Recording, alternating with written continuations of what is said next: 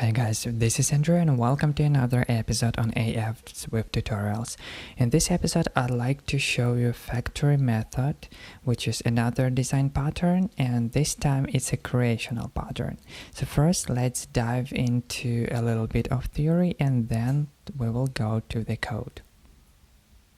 So first, what are creational design patterns? Creational design patterns provide various object creation mechanisms which increase flexibility and reuse of existing code. About factory method. Factory method is a creational design pattern that provides an interface for creating object in a superclass but allows subclasses to alter the type of object that will be created. We're using factory method to decouple our classes and abstract out our creation logic. It helps to follow principles like single responsibility principle, which makes our code more focused and decoupled, and also it helps us to open open-close principle from Solid, that we can introduce more classes without breaking the existing code. Today I will show you a more conceptual example of a factory pattern to help you better understand what this pattern is all about. So first, let's create a protocol that all our classes should follow, and also I'll create a structure using which we'll be creating different factories.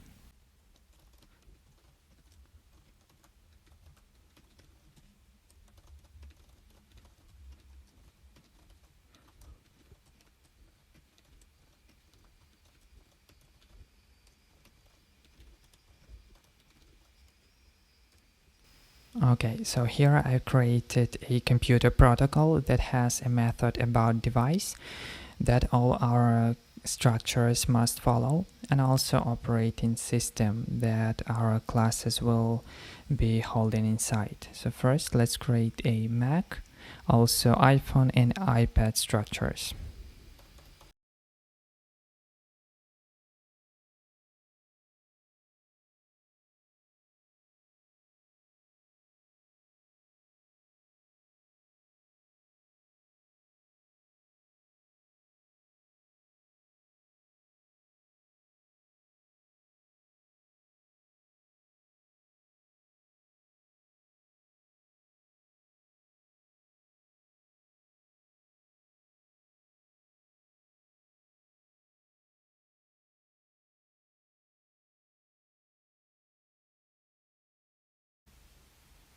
Okay, and let's copy iPhone to create iPad structure as well.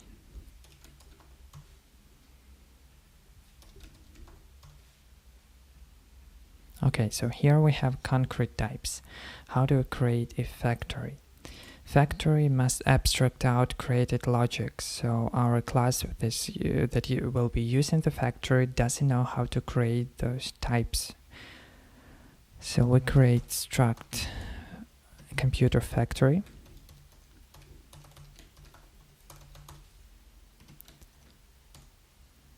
which will have static function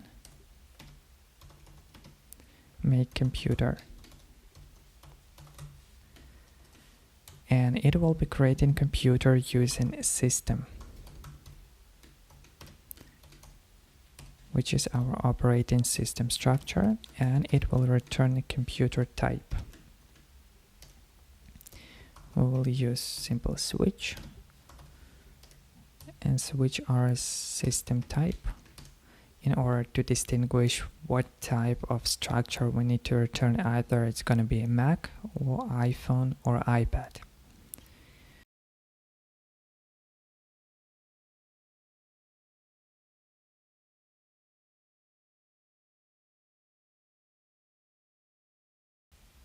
Alright, so here is our computer factory. So let's try creating a computer. We could use computer factory, make computer with operating system. It's going to be operating system version 16 and type iPadOS.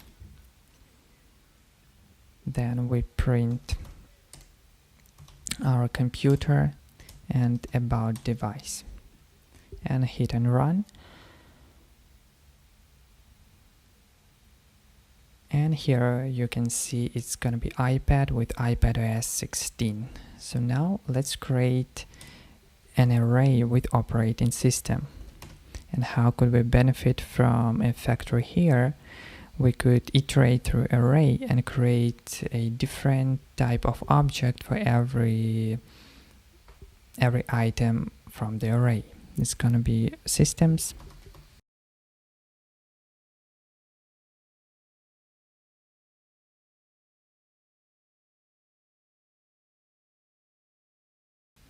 and now we can call system for each, and inside of the for each we could create a new computer using computer factory make computer for our system, which is gonna be $0, and we're gonna print about device for every computer. So I'll comment out this line of code and hit and run. And here we have iOS 14 for iPhone, macOS with Mac with macOS 11, and iPad with iPadOS 15. So here is the conceptual example of a factory method.